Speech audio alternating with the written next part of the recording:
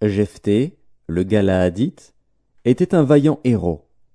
Il était fils d'une femme prostituée, et c'est Galaad qui avait engendré Jephthé. La femme de Galaad lui enfanta des fils, qui, devenus grands, chassèrent Jephthé, et lui dirent: Tu n'hériteras pas dans la maison de notre père, car tu es fils d'une autre femme. Et Jephthé s'enfuit loin de ses frères, et il habita dans le pays de Tob. Des gens de rien se rassemblèrent auprès de Jephthé, et ils faisaient avec lui des excursions. Quelque temps après, les fils d'Ammon firent la guerre à Israël. Et comme les fils d'Ammon faisaient la guerre à Israël, les anciens de Galaad allèrent chercher Jephthé au pays de Tob. Ils dirent à Jephthé: Viens, tu seras notre chef, et nous combattrons les fils d'Ammon. Jephthé répondit aux anciens de Galaad: N'avez-vous pas eu de la haine pour moi, et ne m'avez-vous pas chassé de la maison de mon père? Pourquoi venez-vous à moi maintenant que vous êtes dans la détresse?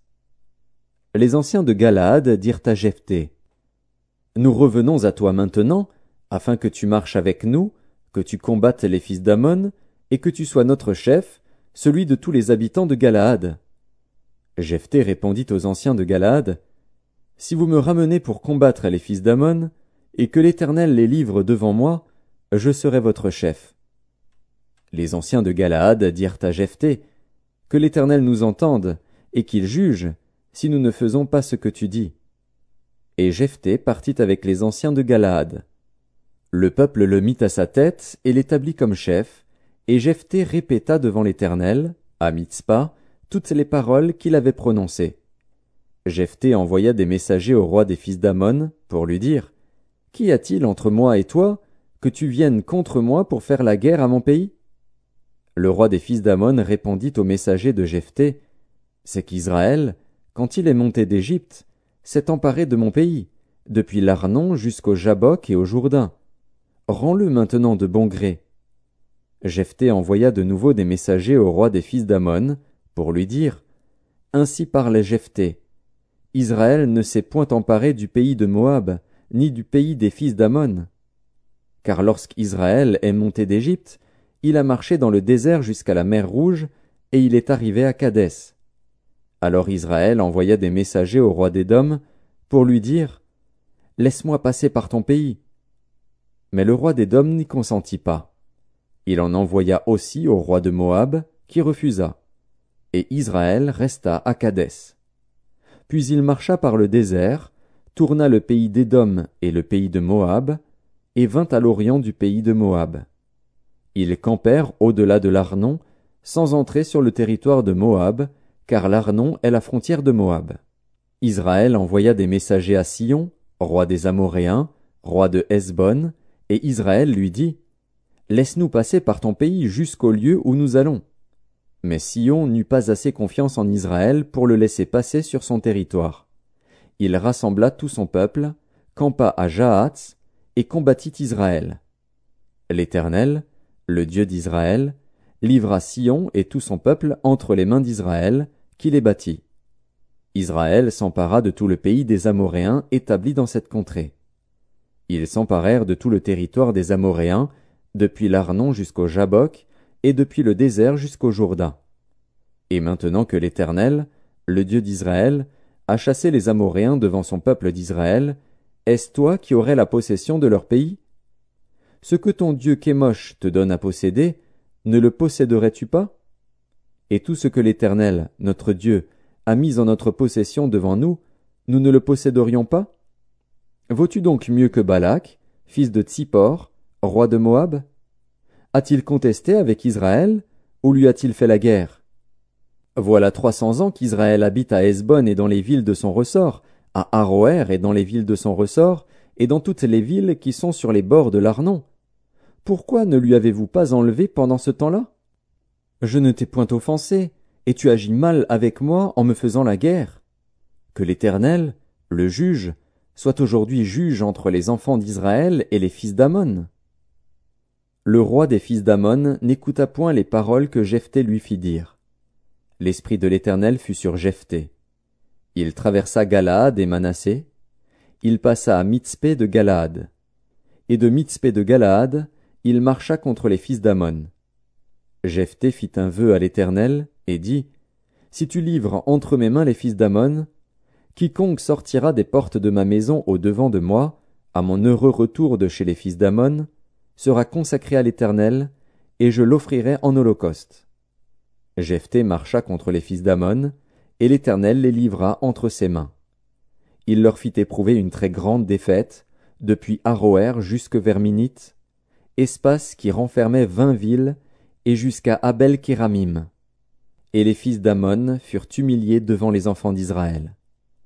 Jephthé retourna dans sa maison à Mitzpa. Et voici, sa fille sortit au-devant de lui avec des tambourins et des danses. C'était son unique enfant. Il n'avait point de fils et point d'autre fille. Dès qu'il la vit, il déchira ses vêtements et dit, Ah, ma fille, tu me jettes dans l'abattement. Tu es au nombre de ceux qui me troublent. J'ai fait un vœu à l'Éternel, et je ne puis le révoquer. Elle lui dit, Mon père, si tu as fait un vœu à l'Éternel, traite-moi selon ce qui est sorti de ta bouche, maintenant que l'Éternel t'a vengé de tes ennemis, des fils d'Ammon. Et elle dit à son père, Que ceci me soit accordé. Laisse-moi libre pendant 2 mois. Je m'en irai, je descendrai dans les montagnes, et je pleurerai ma virginité avec mes compagnes. Il répondit, Va. Et il la laissa libre pour 2 mois. Elle s'en alla avec ses compagnes, et elle pleura sa virginité sur les montagnes. Au bout des 2 mois, elle revint vers son père, et il accomplit sur elle le vœu qu'il avait fait. Elle n'avait point connu d'homme. Dès lors s'établit en Israël la coutume que tous les ans les filles d'Israël s'en vont célébrer la fille de Jephthé, le Galaadite, 4 jours par année. Les hommes d'Éphraïm se rassemblèrent, partirent pour le nord, et dirent à Jephthé, Pourquoi es-tu allé combattre les fils d'Ammon sans nous avoir appelés à marcher avec toi? Nous voulons incendier ta maison et te brûler avec elle. Jephthé leur répondit, Nous avons eu de grandes contestations, moi et mon peuple, avec les fils d'Ammon. Et quand je vous ai appelés, vous ne m'avez pas délivré de leurs mains. Voyant que tu ne venais pas à mon secours, j'ai exposé ma vie, et j'ai marché contre les fils d'Ammon. L'Éternel les a livrés entre mes mains. Pourquoi donc aujourd'hui montez-vous contre moi pour me faire la guerre? Jephthé rassembla tous les hommes de Galaad, et livra bataille à Éphraïm. Les hommes de Galaad battirent Éphraïm, parce que les Éphraïmites disaient, Vous êtes des fugitifs d'Éphraïm. Galaad est au milieu d'Éphraïm, au milieu de Manassé. Galaad s'empara des gués du Jourdain du côté d'Éphraïm. Et quand l'un des fuyards d'Éphraïm disait, Laissez-moi passer, les hommes de Galaad lui demandaient, Es-tu Éphraïmite? Il répondait, Non. Il lui disait alors, Eh bien, dis Shiboleth. Et il disait Siboleth, car il ne pouvait pas bien prononcer. Sur quoi les hommes de Galaad le saisissaient et l'égorgeaient près des gués du Jourdain. Il périt en ce temps-là 42 000 hommes d'Éphraïm. Jephthé fut juge en Israël pendant 6 ans, puis Jephthé, le Galaadite, mourut, et fut enterré dans l'une des villes de Galaad. Après lui, Ibtsan de Bethléem fut juge en Israël. Il eut 30 fils, il maria 30 filles au dehors, et il fit venir pour ses fils 30 filles du dehors. Il fut juge en Israël pendant 7 ans. Puis Ibtsan mourut, et fut enterré à Bethléem. Après lui, Élon de Zabulon fut juge en Israël. Il fut juge en Israël pendant 10 ans. Puis Élon de Zabulon mourut, et fut enterré à Ajalon, dans le pays de Zabulon. Après lui, Abdon, fils d'Hillel, le Piratonite, fut juge en Israël. Il eut 40 fils et 30 petits-fils, qui montaient sur 70 ânons. Il fut juge en Israël pendant 8 ans.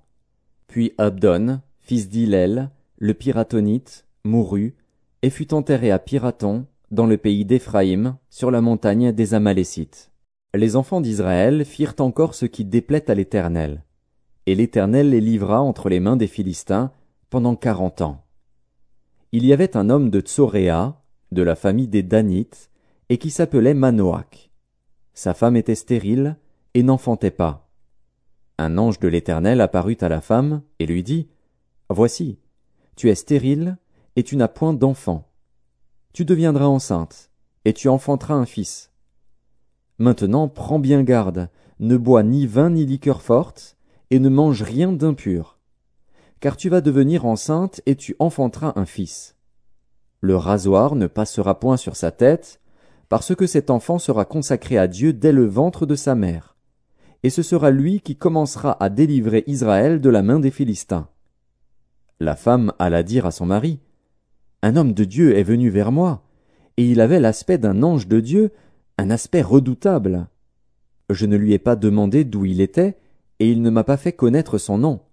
Mais il m'a dit, « Tu vas devenir enceinte, et tu enfanteras un fils. Et maintenant ne bois ni vin ni liqueur forte, et ne mange rien d'impur, parce que cet enfant sera consacré à Dieu dès le ventre de sa mère jusqu'au jour de sa mort. » Manoach fit cette prière à l'Éternel. « Ah, Seigneur, que l'homme de Dieu que tu as envoyé vienne encore vers nous, et qu'il nous enseigne ce que nous devons faire pour l'enfant qui naîtra. » Dieu exauça la prière de Manoach, et l'ange de Dieu vint encore vers la femme. Elle était assise dans un champ, et Manoach, son mari, n'était pas avec elle. Elle courut promptement donner cette nouvelle à son mari, et lui dit, « Voici, l'homme qui était venu l'autre jour vers moi m'est apparu. » Manoach se leva, suivit sa femme, alla vers l'homme, et lui dit, « Est-ce toi qui as parlé à cette femme ?» Il répondit, « C'est moi. » Manoach dit, « Maintenant, si ta parole s'accomplit, que faudra-t-il observer à l'égard de l'enfant, et qui aura-t-il à faire ?» L'ange de l'Éternel répondit à Manoach, « La femme s'abstiendra de tout ce que je lui ai dit. Elle ne goûtera d'aucun produit de la vigne, elle ne boira ni vin ni liqueur forte, et elle ne mangera rien d'impur. Elle observera tout ce que je lui ai prescrit. » Manoach dit à l'ange de l'Éternel, « Permets-nous de te retenir, et de t'apprêter un chevreau. » L'ange de l'Éternel répondit à Manoach, « Quand tu me retiendrais, je ne mangerai pas de ton mets. Mais si tu veux faire un holocauste, tu l'offriras à l'Éternel. » Manoach ne savait point que ce fût un ange de l'Éternel. Et Manoach dit à l'ange de l'Éternel, « Quel est ton nom, afin que nous te rendions gloire, quand ta parole s'accomplira ?» L'ange de l'Éternel lui répondit, « Pourquoi demandes-tu mon nom? Il est merveilleux. » Manoach prit le chevreau et l'offrande, et fit un sacrifice à l'Éternel sur le rocher. Il s'opéra un prodige, pendant que Manoach et sa femme regardaient. Comme la flamme montait de dessus l'autel vers le ciel, l'ange de l'Éternel monta dans la flamme de l'autel. À cette vue, Manoach et sa femme tombèrent la face contre terre. L'ange de l'Éternel n'apparut plus à Manoach et à sa femme. Alors Manoach comprit que c'était l'ange de l'Éternel, et il dit à sa femme, « Nous allons mourir, car nous avons vu Dieu. » Sa femme lui répondit, « Si l'Éternel eût voulu nous faire mourir, il n'aurait pas pris de nos mains l'holocauste et l'offrande, il ne nous aurait pas fait voir tout cela, et il ne nous aurait pas maintenant fait entendre pareille chose. » La femme enfanta un fils, et lui donna le nom de Samson. L'enfant grandit, et l'Éternel le bénit. Et l'esprit de l'Éternel commença à l'agiter à Machané-Dan, entre Tsoréa et Eshtaol. Samson descendit à Timna, et il y vit une femme parmi les filles des Philistins. Lorsqu'il fut remonté, il le déclara à son père et à sa mère, et dit, « J'ai vu à Timna une femme parmi les filles des Philistins. Prenez-la maintenant pour ma femme. » Son père et sa mère lui dirent, « N'y a-t-il point de femme parmi les filles de tes frères et dans tout notre peuple, que tu ailles prendre une femme chez les Philistins, qui sont incirconcis? » Et Samson dit à son père, « Prends-la pour moi, car elle me plaît. » Son père et sa mère ne savaient pas que cela venait de l'Éternel, car Samson cherchait une occasion de dispute de la part des Philistins. En ce temps-là, les Philistins dominaient sur Israël. Samson descendit avec son père et sa mère à Timna. Lorsqu'ils arrivèrent aux vignes de Timna, voici, un jeune lion rugissant vint à sa rencontre. L'esprit de l'Éternel saisit Samson, et, sans avoir rien à la main, Samson déchira le lion comme on déchire un chevreau. Il ne dit point à son père et à sa mère ce qu'il avait fait. Il descendit et parla à la femme, et elle lui plut. Quelque temps après, il se rendit de nouveau à Timna pour la prendre, et se détourna pour voir le cadavre du lion. Et voici, il y avait un essaim d'abeilles et du miel dans le corps du lion. Il prit entre ses mains le miel, dont il mangea pendant la route. Et lorsqu'il fut arrivé près de son père et de sa mère, il leur en donna, et ils en mangèrent. Mais il ne leur dit pas qu'il avait pris ce miel dans le corps du lion. Le père de Samson descendit chez la femme. Et là, Samson fit un festin, car c'était la coutume des jeunes gens. Dès qu'on le vit, on invita 30 compagnons qui se tinrent avec lui. Samson leur dit, « Je vais vous proposer une énigme. Si vous me l'expliquez pendant les 7 jours du festin, et si vous la découvrez, je vous donnerai 30 chemises et 30 vêtements de rechange. Mais si vous ne pouvez pas me l'expliquer, ce sera vous qui me donnerez 30 chemises et 30 vêtements de rechange. » Ils lui dirent, « Propose ton énigme, et nous l'écouterons. » Et il leur dit, « De celui qui mange est sorti ce qui se mange, et du fort est sorti le doux. » Pendant 3 jours, ils ne purent expliquer l'énigme. Le 7e jour, ils dirent à la femme de Samson, « Persuade à ton mari de nous expliquer l'énigme, sinon nous te brûlerons, toi et la maison de ton père. C'est pour nous dépouiller que vous nous avez invités, n'est-ce pas ?» La femme de Samson pleurait auprès de lui, et disait, « Tu n'as pour moi que de la haine, et tu ne m'aimes pas. Tu as proposé une énigme aux enfants de mon peuple, et tu ne me l'as point expliquée. » Et il lui répondait, « Je ne l'ai expliqué ni à mon père ni à ma mère. Est-ce à toi que je l'expliquerai ?» Elle pleura auprès de lui pendant les 7 jours que dura leur festin. Et le 7e jour, il la lui expliqua, car elle le tourmentait. Et elle donna l'explication de l'énigme aux enfants de son peuple. Les gens de la ville dirent à Samson le 7e jour, avant le coucher du soleil, « Quoi de plus doux que le miel, et quoi de plus fort que le lion ?» Et il leur dit, « Si vous n'aviez pas labouré avec ma génisse, vous n'auriez pas découvert mon énigme. » L'Esprit de l'Éternel le saisit, et il descendit à Ascalon. Il y tua 30 hommes, prit leurs dépouilles, et donna les vêtements de rechange à ceux qui avaient expliqué l'énigme. Il était enflammé de colère, et il monta à la maison de son père. Sa femme fut donnée à l'un de ses compagnons, avec lequel il était lié. Quelque temps après, à l'époque de la moisson des blés, Samson alla voir sa femme, et lui porta un chevreau. Il dit, « Je veux entrer vers ma femme dans sa chambre. » Mais le père de sa femme ne lui permit pas d'entrer. « J'ai pensé, dit-il, que tu avais pour elle de la haine, et je l'ai donnée à ton compagnon. Est-ce que sa jeune sœur n'est pas plus belle qu'elle? Prends-la donc à sa place. » Samson leur dit, « Cette fois je ne serai pas coupable envers les Philistins, si je leur fais du mal. » Samson s'en alla, il attrapa 300 renards, et prit des flambeaux. Puis il tourna queue contre queue, et mit un flambeau entre 2 queues, au milieu. Il alluma les flambeaux, lâcha les renards dans les blés des Philistins, et embrasa les tas de gerbes, le blé sur pied, et jusqu'aux plantations d'oliviers. Les Philistins dirent, « Qui a fait cela ?»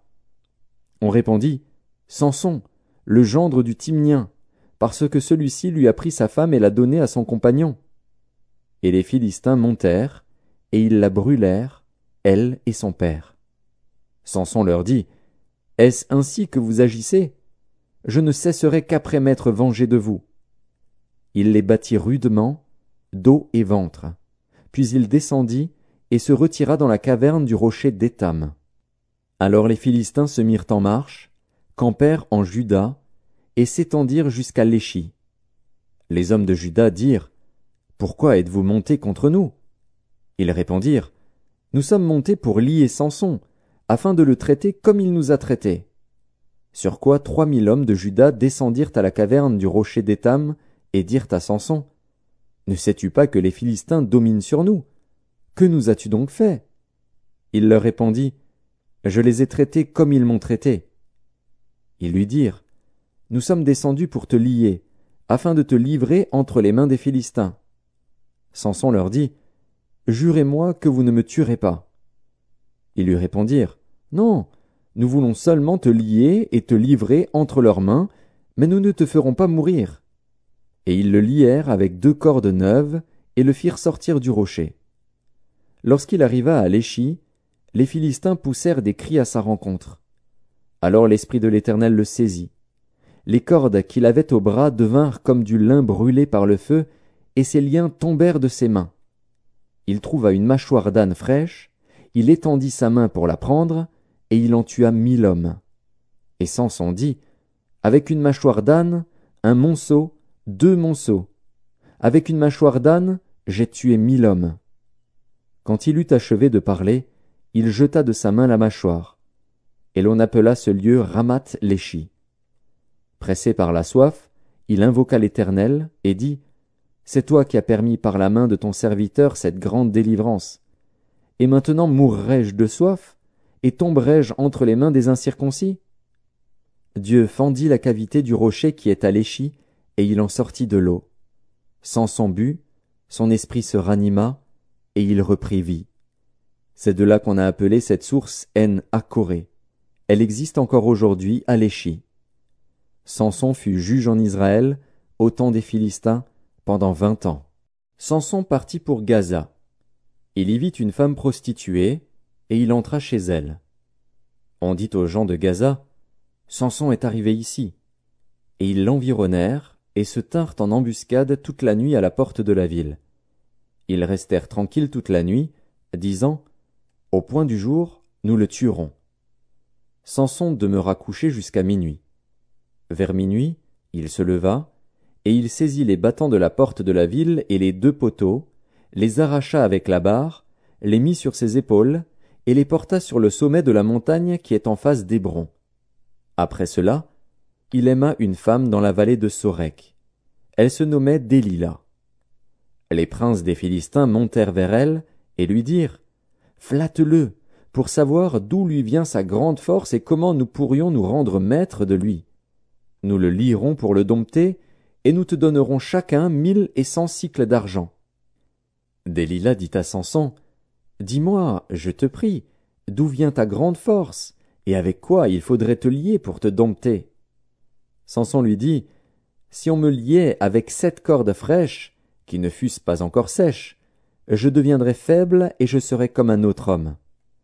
Les princes des Philistins apportèrent à Délila 7 cordes fraîches, qui n'étaient pas encore sèches, et elle le lia avec ses cordes.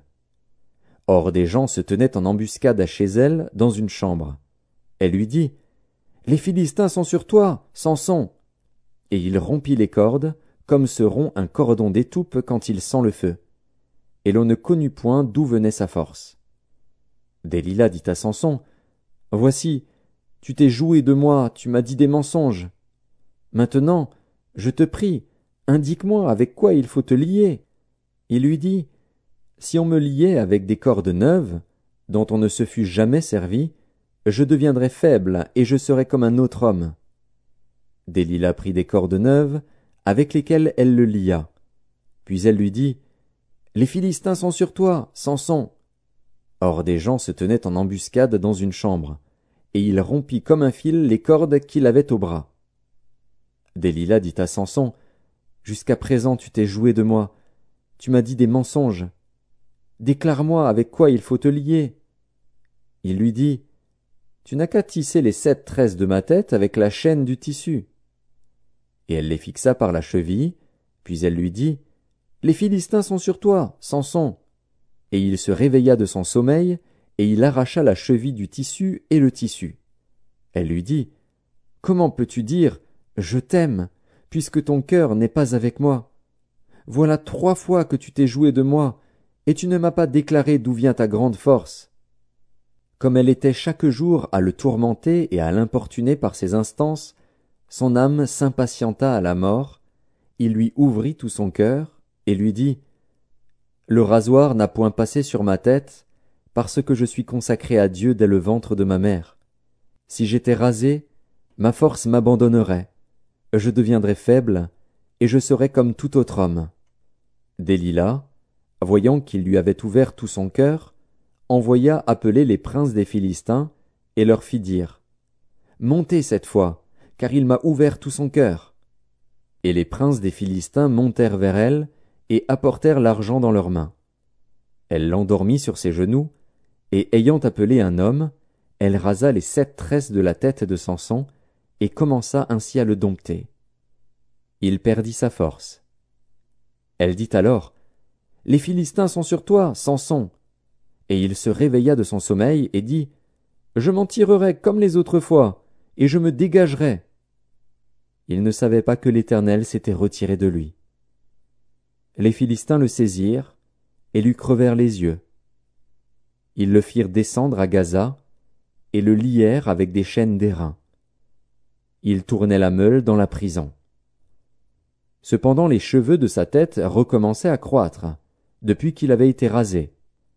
Or les princes des Philistins s'assemblèrent pour offrir un grand sacrifice à Dagon, leur dieu, et pour se réjouir. Ils disaient, « Notre Dieu a livré entre nos mains Samson, notre ennemi. » Et quand le peuple le vit, ils célébrèrent leur Dieu, en disant, « Notre Dieu a livré entre nos mains notre ennemi, celui qui ravageait notre pays et qui multipliait nos morts. » Dans la joie de leur cœur, ils dirent, « Qu'on appelle Samson et qu'il nous divertisse. » Ils firent sortir Samson de la prison, et il joua devant eux. Ils le placèrent entre les colonnes. Et Samson dit au jeune homme qui le tenait par la main, « Laisse-moi, afin que je puisse toucher les colonnes sur lesquelles repose la maison et m'appuyer contre elles. » La maison était remplie d'hommes et de femmes, tous les princes des Philistins étaient là, et il y avait sur le toit environ 3000 personnes, hommes et femmes, qui regardaient Samson jouer. Alors Samson invoqua l'Éternel et dit, « Seigneur Éternel, souviens-toi de moi, je te prie, ô Dieu, donne-moi de la force seulement 7 fois, et que d'un seul coup je tire vengeance des Philistins pour mes 2 yeux. » Et Samson embrassa les 2 colonnes du milieu sur lesquelles reposait la maison, et il s'appuya contre elles. L'une était à sa droite, et l'autre à sa gauche. Samson dit, « Que je meure avec les Philistins. » Il se pencha fortement, et la maison tomba sur les princes et sur tout le peuple qui y était. Ceux qu'il fit périr à sa mort furent plus nombreux que ceux qu'il avait tués pendant sa vie. Ses frères et toute la maison de son père descendirent et l'emportèrent. Lorsqu'ils furent remontés, ils l'enterrèrent entre Tsoréa et Eshtaol dans le sépulcre de Manoach, son père. Il avait été juge en Israël pendant 20 ans. Il y avait un homme de la montagne d'Éphraïm, nommé Mika. Il dit à sa mère, « Les 1100 cycles d'argent qu'on t'a pris, et pour lesquels tu as fait des imprécations même à mes oreilles, voici, cet argent est entre mes mains, c'est moi qui l'avais pris. » Et sa mère dit, « Béni soit mon fils par l'Éternel. » Il rendit à sa mère les 1100 cycles d'argent. Et sa mère dit, « Je consacre de ma main cet argent à l'Éternel, afin d'en faire pour mon fils une image taillée et une image en fonte. Et c'est ainsi que je te le rendrai. » Il rendit à sa mère l'argent. Sa mère prit 200 cycles d'argent, et elle donna l'argent au fondeur, qui en fit une image taillée et une image en fonte. On les plaça dans la maison de Mika. Ce Mika avait une maison de Dieu. Il fit un éphod et des téraphins, et il consacra l'un de ses fils, qui lui servit de prêtre. En ce temps-là, il n'y avait point de roi en Israël. Chacun faisait ce qui lui semblait bon. Il y avait un jeune homme de Bethléem de Juda, de la famille de Juda. Il était lévite, et il séjournait là. Cet homme partit de la ville de Bethléem de Juda pour chercher une demeure qui lui convint. En poursuivant son chemin, il arriva dans la montagne d'Éphraïm jusqu'à la maison de Mika. Mika lui dit, « D'où viens-tu » Il lui répondit, « Je suis lévite, de Bethléem de Juda, et je voyage pour chercher une demeure qui me convienne. » Mika lui dit, « Reste avec moi, tu me serviras de père et de prêtre, et je te donnerai 10 cycles d'argent par année, les vêtements dont tu auras besoin, et ton entretien. » Et le Lévite entra. Il se décida ainsi à rester avec cet homme, qui regarda le jeune homme comme l'un de ses fils. Mika consacra le Lévite, et ce jeune homme lui servit de prêtre et demeura dans sa maison.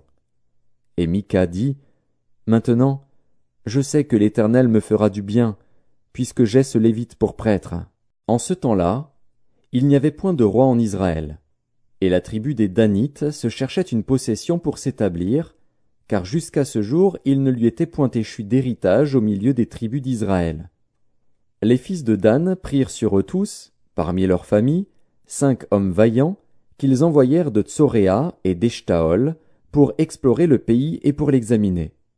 Ils leur dirent, « Allez, examinez le pays. » Ils arrivèrent dans la montagne d'Éphraïm jusqu'à la maison de Mika, et ils y passèrent la nuit. Comme ils étaient près de la maison de Mika, ils reconnurent la voix du jeune Lévite, s'approchèrent et lui dirent, « Qui t'a amené ici? Que fais-tu dans ce lieu?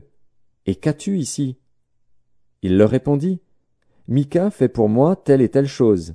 Il me donne un salaire, et je lui sers de prêtre. » Ils lui dirent, « Consulte Dieu, afin que nous sachions si notre voyage aura du succès. » Et le prêtre leur répondit, « Allez en paix. Le voyage que vous faites est sous le regard de l'Éternel. » Les 5 hommes partirent, et ils arrivèrent à Laïs. Ils virent le peuple qui y était vivant en sécurité à la manière des Sidoniens, tranquille et sans inquiétude. Il n'y avait dans le pays personne qui leur fît le moindre outrage en dominant sur eux. Ils étaient éloignés des Sidoniens, et ils n'avaient pas de liaison avec d'autres hommes.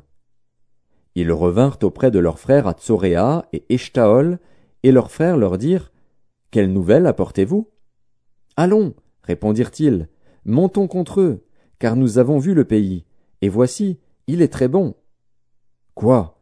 Vous restez sans rien dire? Ne soyez point paresseux à vous mettre en marche pour aller prendre possession de ce pays. Quand vous y entrerez, vous arriverez vers un peuple en sécurité. Le pays est vaste, et Dieu l'a livré entre vos mains. C'est un lieu où rien ne manque de tout ce qui est sur la terre. 600 hommes de la famille de Dan partirent de Tsoréa et d'Eshtaol, munis de leurs armes de guerre. Ils montèrent et campèrent à Kirjat-Jéarim en Juda. C'est pourquoi ce lieu, qui est derrière Kirjat-Jéarim, a été appelé jusqu'à ce jour Makhané-Dan. Ils passèrent de là dans la montagne d'Éphraïm, et ils arrivèrent jusqu'à la maison de Mika. Alors les 5 hommes qui étaient allés pour explorer le pays de Laïs prirent la parole et dirent à leurs frères, « Savez-vous qu'il y a dans ces maisons-là un éphod, des téraphins, une image taillée et une image en fonte? Voyez maintenant ce que vous avez à faire. » Ils s'approchèrent de là, entrèrent dans la maison du jeune Lévite, dans la maison de Mika, et lui demandèrent comment il se portait. Les 600 hommes d'entre les fils de Dan, munis de leurs armes de guerre, se tenaient à l'entrée de la porte. Et les 5 hommes qui étaient allés pour explorer le pays montèrent et entrèrent dans la maison. Ils prirent l'image taillée, l'éphod, les téraphins et l'image en fonte, pendant que le prêtre était à l'entrée de la porte avec les 600 hommes munis de leurs armes de guerre. Lorsqu'ils furent entrés dans la maison de Mika, et qu'ils eurent pris l'image taillée, l'éphod, les téraphins et l'image en fonte, le prêtre leur dit, « Que faites-vous » Ils lui répondirent, « Tais-toi, mets ta main sur ta bouche, et viens avec nous. Tu nous serviras de père et de prêtre. Vaut-il mieux que tu serves de prêtre à la maison d'un seul homme, ou que tu serves de prêtre à une tribu et à une famille en Israël ?» Le prêtre éprouva de la joie dans son cœur. Il prit l'éphod, les téraphins et l'image taillée, et se joignit à la troupe. Ils se remirent en route et partirent, en plaçant devant eux les enfants, le bétail et les bagages. Comme ils étaient déjà loin de la maison de Mika, les gens qui habitaient les maisons voisines de celle de Mika se rassemblèrent et poursuivirent les fils de Dan. Ils appelèrent les fils de Dan, qui se retournèrent et dirent à Mika, « Qu'as-tu? Et que signifie ce rassemblement ?» Il répondit, « Mes dieux que j'avais faits, vous les avez enlevés avec le prêtre et vous êtes partis. Que me reste-t-il? Comment donc pouvez-vous me dire, qu'as-tu? » Les fils de Dan lui dirent, « Ne fais pas entendre ta voix près de nous. Sinon des hommes irrités se jetteront sur vous, et tu causeras ta perte et celle de ta maison. » Et les fils de Dan continuèrent leur route. Mika, voyant qu'ils étaient plus forts que lui, s'en retourna et revint dans sa maison. Ils enlevèrent ainsi ce qu'avait fait Mika et emmenèrent le prêtre qui était à son service, et ils tombèrent sur Laïs, sur un peuple tranquille et en sécurité. Ils le passèrent au fil de l'épée, et ils brûlèrent la ville. Personne ne la délivra, car elle était éloignée de Sidon, et ses habitants n'avaient pas de liaison avec d'autres hommes. Elle était dans la vallée qui s'étend vers Beth-Rehob. Les fils de Dan rebâtirent la ville et y habitèrent. Ils l'appelèrent Dan, d'après le nom de Dan, leur père, qui était né à Israël, mais la ville s'appelait auparavant Laïs. Ils dressèrent pour eux l'image taillée, et Jonathan, fils de Gershom, fils de Manassé, lui et ses fils, furent prêtres pour la tribu des Danites, jusqu'à l'époque de la captivité du pays. Ils établirent pour eux l'image taillée qu'avait faite Mika, pendant tout le temps que la maison de Dieu fut à Silo. Dans ce temps, où il n'y avait point de roi en Israël, un Lévite, qui séjournait à l'extrémité de la montagne d'Éphraïm, prit pour sa concubine une femme de Bethléem de Juda. Sa concubine lui fit infidélité, et elle le quitta pour aller dans la maison de son père à Bethléem de Juda, où elle resta l'espace de 4 mois. Son mari se leva et alla vers elle, pour parler à son cœur et la ramener. Il avait avec lui son serviteur et 2 ânes. Elle le fit entrer dans la maison de son père. Et quand le père de la jeune femme le vit, il le reçut avec joie. Son beau-père, le père de la jeune femme, le retint 3 jours chez lui. Ils mangèrent et burent, et ils y passèrent la nuit. Le 4e jour, ils se levèrent de bon matin, et le Lévite se disposait à partir. Mais le père de la jeune femme dit à son gendre, « Prends un morceau de pain pour fortifier ton cœur. Vous partirez ensuite. » Et ils s'assirent, et ils mangèrent et burent eux 2 ensemble. Puis le père de la jeune femme dit au mari, « Décide-toi donc à passer la nuit, et que ton cœur se réjouisse. » Le mari se levait pour s'en aller, mais, sur les instances de son beau-père, il passa encore la nuit. Le 5e jour, il se leva de bon matin pour partir. Alors le père de la jeune femme dit, « Fortifie ton cœur, je te prie, et restez jusqu'au déclin du jour. » Et ils mangèrent eux 2. Le mari se levait pour s'en aller, avec sa concubine et son serviteur. Mais son beau-père, le père de la jeune femme, lui dit, « Voici, le jour baisse, il se fait tard, passez donc la nuit.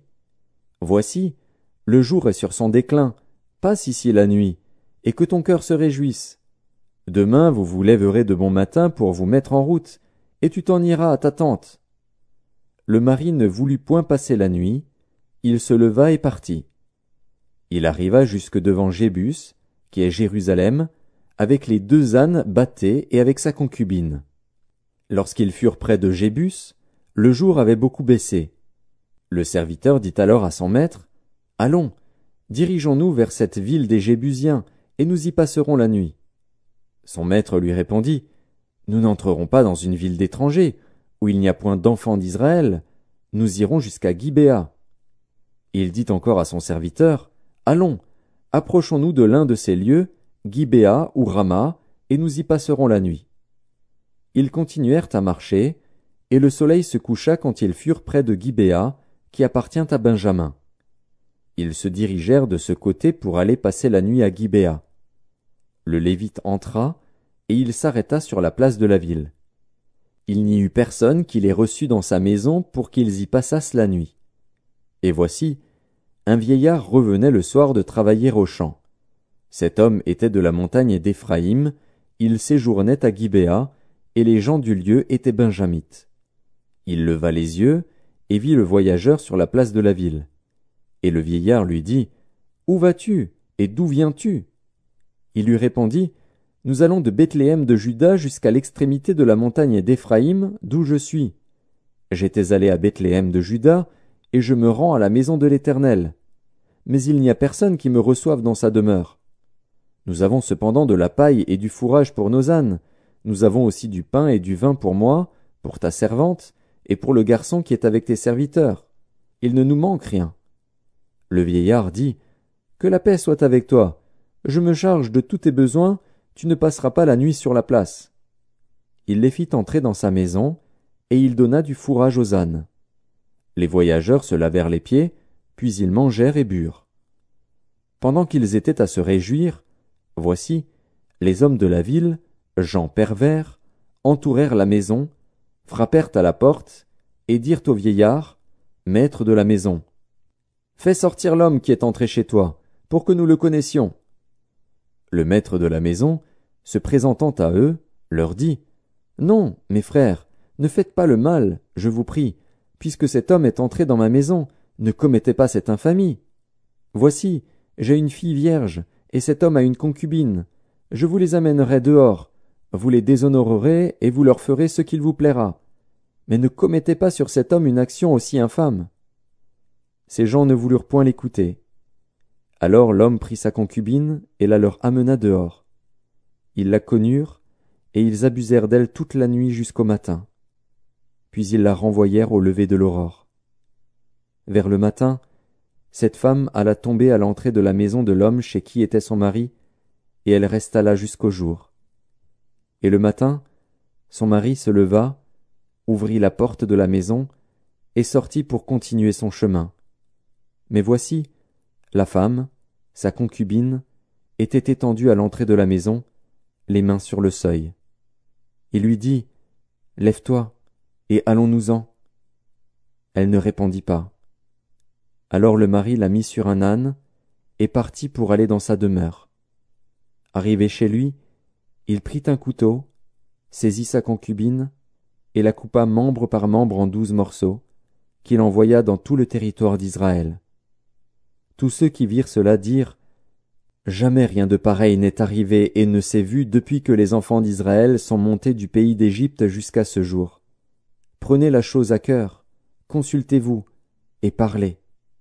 Tous les enfants d'Israël sortirent, depuis Dan jusqu'à Beer-Shéba et au pays de Galaad, et l'assemblée se réunit comme un seul homme devant l'Éternel, à Mitzpa. Les chefs de tout le peuple, toutes les tribus d'Israël, se présentèrent dans l'assemblée du peuple de Dieu. 400 000 hommes de pied, tirant l'épée. Et les fils de Benjamin apprirent que les enfants d'Israël étaient montés à Mitzpa. Les enfants d'Israël dirent: Parlez, comment ce crime a-t-il été commis? Alors le Lévite, le mari de la femme qui avait été tuée, prit la parole et dit: J'étais arrivé, avec ma concubine, à Gibéa de Benjamin, pour y passer la nuit. Les habitants de Gibéa se sont soulevés contre moi, et ont entouré pendant la nuit la maison où j'étais. Ils avaient l'intention de me tuer, et ils ont fait violence à ma concubine, et elle est morte. J'ai saisi ma concubine, et je l'ai coupée en morceaux, que j'ai envoyée dans tout le territoire de l'héritage d'Israël. Car ils ont commis un crime et une infamie en Israël. Vous voici tous, enfants d'Israël. Consultez-vous, et prenez ici une décision. Tout le peuple se leva comme un seul homme, en disant: Nul de nous n'ira dans sa tente, et personne ne retournera dans sa maison. Voici maintenant ce que nous ferons à Gibéa. Nous marcherons contre elle d'après le sort.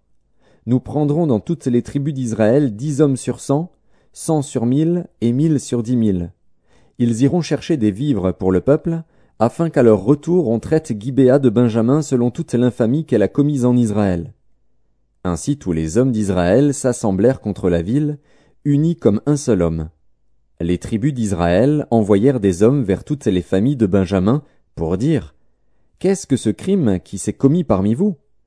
Livrez maintenant les gens pervers qui sont à Gibéa, afin que nous les fassions mourir et que nous ôtions le mal du milieu d'Israël. Mais les Benjamites ne voulurent point écouter la voix de leurs frères, les enfants d'Israël. Les Benjamites sortirent de leur ville et s'assemblèrent à Gibéa pour combattre les enfants d'Israël. Le dénombrement que l'on fit en ce jour des Benjamites sortis des villes fut de 26 000 hommes, tirant l'épée, sans compter les habitants de Gibéa formant 700 hommes d'élite. Parmi tout ce peuple, il y avait 700 hommes d'élite qui ne se servaient pas de la main droite. Tout cela pouvait, en lançant une pierre avec la fronde, viser à un cheveu sans le manquer. On fit aussi le dénombrement des hommes d'Israël, non compris ceux de Benjamin, et l'on en trouva 400 000 tirant l'épée, tous gens de guerre.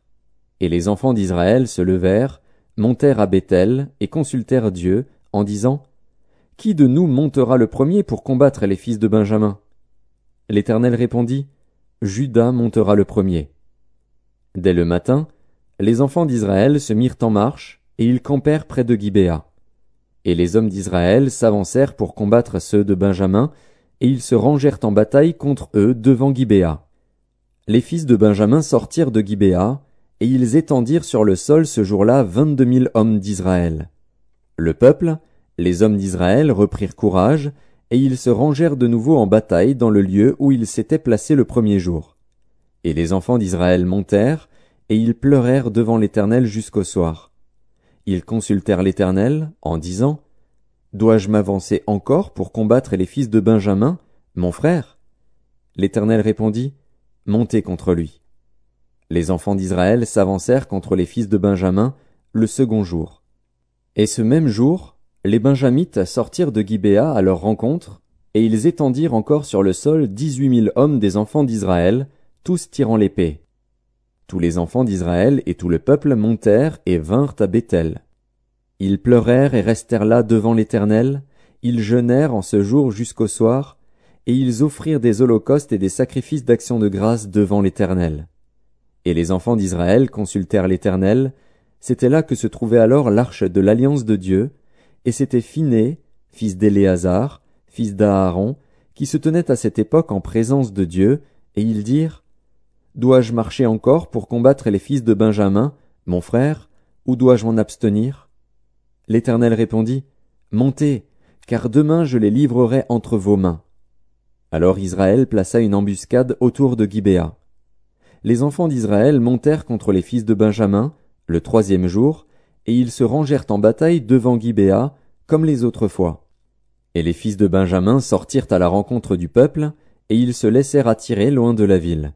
Ils commencèrent à frapper à mort parmi le peuple, comme les autres fois, sur les routes dont l'une monte à Béthel et l'autre à Gibéa par la campagne, et ils tuèrent environ 30 hommes d'Israël. Les fils de Benjamin disaient, « Les voilà battus devant nous comme auparavant. » Mais les enfants d'Israël disaient, « Fuyons, et attirons-les loin de la ville dans les chemins. » Tous les hommes d'Israël quittèrent leur position et se rangèrent à Baal-Tamar. Et l'embuscade d'Israël s'élança du lieu où elle était, de Maharé-Gibéa. 10 000 hommes choisis sur tout Israël arrivèrent devant Gibéa. Le combat fut rude, et les Benjamites ne se doutaient pas du désastre qu'ils allaient éprouver.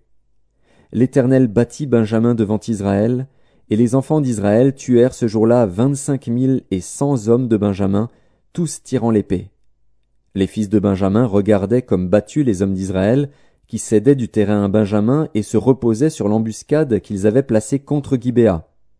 Les gens en embuscade se jetèrent promptement sur Gibéa, ils se portèrent en avant et frappèrent toute la ville du tranchant de l'épée. Suivant un signal convenu avec les hommes d'Israël, ceux de l'embuscade devaient faire monter de la ville une épaisse fumée. Les hommes d'Israël firent alors volte-face dans la bataille. Les Benjamites leur avaient tué déjà environ 30 hommes, et ils disaient, « Certainement les voilà battus devant nous comme dans le premier combat. » Cependant une épaisse colonne de fumée commençait à s'élever de la ville. Les Benjamites regardèrent derrière eux, et voici, de la ville entière les flammes montaient vers le ciel. Les hommes d'Israël avaient fait volte-face, et ceux de Benjamin furent épouvantés, en voyant le désastre qui allait les atteindre. Ils tournèrent le dos devant les hommes d'Israël, et s'enfuirent par le chemin du désert. Mais les assaillants s'attachèrent à leurs pas, et ils détruisirent pendant le trajet ceux qui étaient sortis des villes. Ils enveloppèrent Benjamin, le poursuivirent, l'écrasèrent dès qu'il voulait se reposer, jusqu'en face de Gibéa, du côté du soleil levant. Il tomba 18 000 hommes de Benjamin, tous vaillants. Parmi ceux qui tournèrent le dos pour s'enfuir vers le désert au rocher de Rimon, les hommes d'Israël en firent périr 5 000 sur les routes. Ils les poursuivirent jusqu'à Gidéom, et ils en tuèrent 2 000. Le nombre total des Benjamites qui périrent ce jour-là fut de 25 000 hommes tirant l'épée, tous vaillants. 600 hommes, qui avaient tourné le dos et qui s'étaient enfuis vers le désert au rocher de Rimon, demeurèrent là pendant 4 mois. Les hommes d'Israël revinrent vers les fils de Benjamin, et ils les frappèrent du tranchant de l'épée, depuis les hommes des villes jusqu'au bétail, et tout ce que l'on trouva. Ils mirent aussi le feu à toutes les villes qui existaient. Les hommes d'Israël avaient juré à Mitzpa, en disant, « Aucun de nous ne donnera sa fille pour femme à un Benjamite. » Le peuple vint à Béthel, et il y resta devant Dieu jusqu'au soir. Ils élevèrent la voix, ils versèrent d'abondantes larmes, et ils dirent, « Ô Éternel, Dieu d'Israël, pourquoi est-il arrivé en Israël qu'il manque aujourd'hui une tribu d'Israël ?» Le lendemain, le peuple se leva de bon matin. Ils bâtirent là un autel, et ils offrirent des holocaustes et des sacrifices d'action de grâce. Les enfants d'Israël dirent, « Quel est celui d'entre toutes les tribus d'Israël qui n'est pas monté à l'assemblée devant l'Éternel? Car on avait fait un serment solennel contre quiconque ne monterait pas vers l'Éternel à Mitzpa, on avait dit, il sera puni de mort. » Les enfants d'Israël éprouvaient du repentir au sujet de Benjamin, leur frère, et ils disaient, « Aujourd'hui une tribu a été retranchée d'Israël.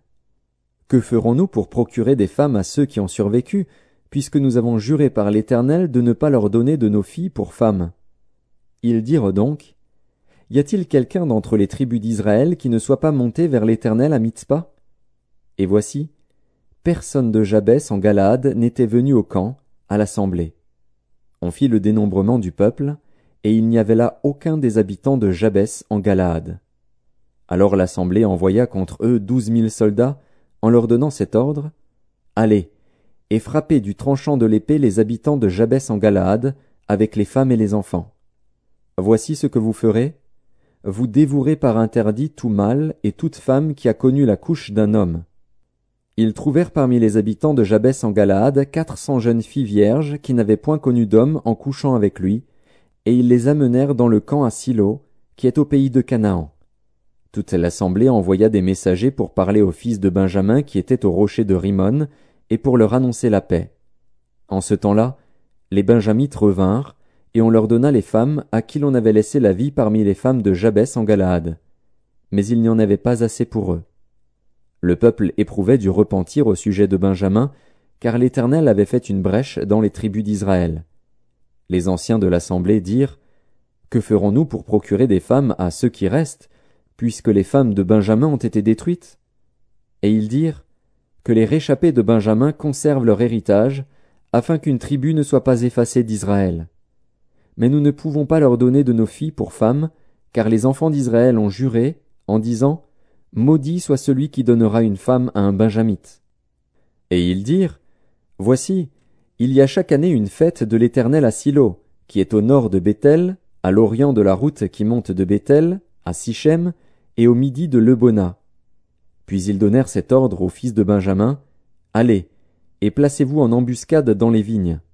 Vous regarderez, et voici, lorsque les filles de Silo sortiront pour danser, vous sortirez des vignes, vous enlèverez chacun une des filles de Silo pour en faire votre femme, et vous vous en irez dans le pays de Benjamin.